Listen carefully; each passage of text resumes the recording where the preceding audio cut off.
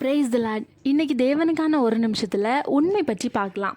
அவனுடைய எஜமான் அவனை நோக்கி, நல்லது உத்தமமும் உண்மையும் உள்ள ஊழியக்காரனே, கொஞ்சத்திலே உண்மையாக இருந்தாய், அநேகத்தின் மேல் உன்னை அதிகாரியாக வைப்பேன், உன் எஜமானுடைய சந்தோஷத்திற்குள் பிரவேசி என்றான் அப்படின்னு மத்தேயு 25வது அதிகாரம் 23வது வசனத்தில் ஏசப்பா சொல்லியிருக்காங்க.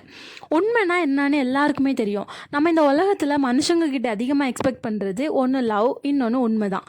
எல்லாரும் நமக்கு உண்மையாக இருக்கணும்னு தான் நம்ம எதிர்பார்ப்போம். ஏசப்பா சொல்கிறாங்க, நம்ம கொஞ்சத்தில் உண்மையாக இருந்தோம் அப்படின்னா நம்மளை அநேகத்தின் மேல் அதிகாரியாக வைப்பேன் அப்படின்னு. கொஞ்சத்துலனா வேற எதுவும் இல்லை, நம்ம பண்ணுற வேலையில், படிக்கிற இடத்துல, வீட்டில் இருக்கும்போது, வெளியே இருக்கும்போது, எல்லா இடத்துலையும் நம்ம நிறைய பேரை ஃபேஸ் பண்ணிகிட்டு இருப்போம். நம்ம சின்ன விஷயம் தானே அப்படின்னு நிறைய டைமில் மற்றவங்களுக்கு நமக்கு வேலை கொடுக்குறவங்களுக்கு கூட உண்மையாக இருக்க மறந்துருப்போம். ஆனால் இந்த டைமில் ஏசப்பா நம்மக்கிட்ட சொல்கிறாங்க, நீங்கள் சின்ன விஷயத்தில் உண்மையாக இருந்தீங்க அப்படின்னா உங்களுக்கு நான் பெரிய விஷயங்களை தருவேன் அப்படின்னு. ஸோ நம்மளும் எல்லா காரியங்களையும் உண்மையாக இருந்து ஏசப்பாவுக்கும் உண்மையாக இருந்து அவர்கிட்ட இருந்து பிளெஸிங்ஸை வாங்க ட்ரை பண்ணுவோம். Jesus loves you. தேங்க்யூ.